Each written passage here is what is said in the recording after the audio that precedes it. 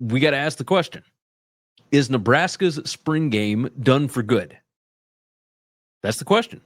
Like, the spring game might be on the chopping block with Cornhuskers, and it's not about injuries or scheduling or fan interest, because that's obviously at a super high level.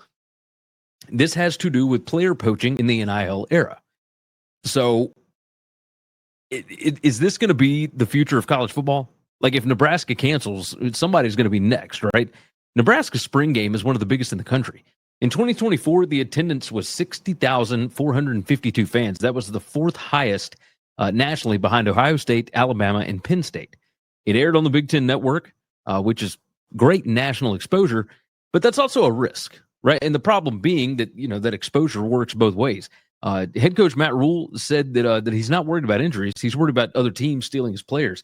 And the quote here was, the word tampering doesn't exist anymore. It's just an absolute free, open, common market. I don't necessarily want to open up to the outside world and have people watch our guys and say, he looks like a pretty good player, let's go get him. I get what he's saying.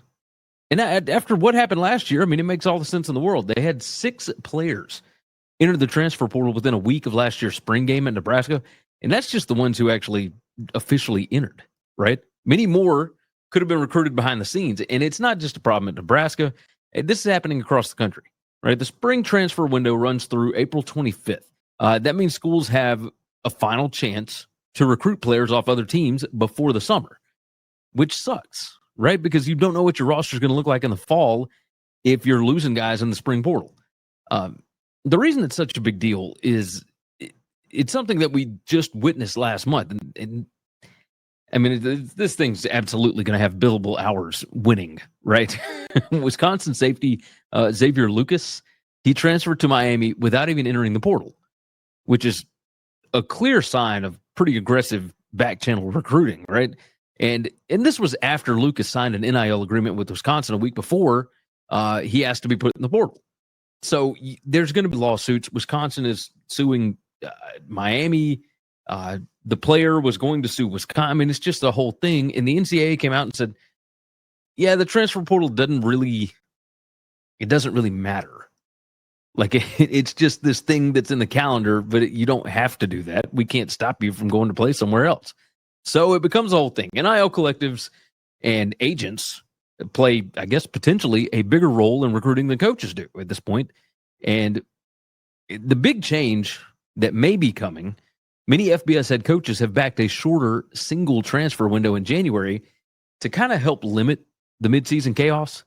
And it makes me think that, Matt Rhule and some of those other coaches that are pushing for this calendar change could all be doing this almost as a protest to get some schedule relief. They're like basically saying, yeah, we'll do spring games again when you get rid of the spring transfer window. And if enough of them cancel those games, because they are pretty good ratings for Fox, ESPN, Big Ten Network, SEC Network, etc. If you get enough of those networks on board, maybe they can push to have something like this. But even then, it still might go to court and it still might not matter, right? Like, you can put whatever window on the books you want. The NCAA has said that the portal doesn't matter. You can go whenever you want to. So, but the bottom line is this: spring games are becoming a scouting opportunity for rival programs. And Rhule's stance is, why would he showcase new talent if they're just going to get poached, right? So what's next for Nebraska? Like, Rhule hasn't officially canceled the spring game yet, but he kind of confirmed that it won't happen. Right? He said, I don't know that yet, but I highly doubt it. I mean, there are some alternative plans in the works, right? The athletic director, Troy Dannon, he said that they could have a fan event on April 26th that might feature football and some other fall sports. He said spring scrimmages are still going to happen. They're just going to be behind closed doors. And maybe, potentially, you might get like some private showcases that are limited to recruits and big money boosters, like some of the NIL bunch, and then select media and all that kind of stuff. That kind of stuff keeps the team engaged without exposing the players to other teams. Like, Nebraska wants to keep the fans involved, but obviously not at the cost of losing key players. So if Nebraska cancels, their spring game. It could be the first domino to fall, right? In this era, other programs, especially those with big money, especially those with big money competitors, really, they might follow suit. So, do you go to closed door scrimmages? Do you do the private fan events instead of public games? College football is a business. Coaches are all kind of adjusting on the fly. Like we all kind of laughed at Lane Kiffin having his guys go out and do like a slam dunk contest, right? They played like some backyard barbecue games last year. He might have been ahead of the curve. Like Kirby Smart even came out and said, like, we play football here at Georgia.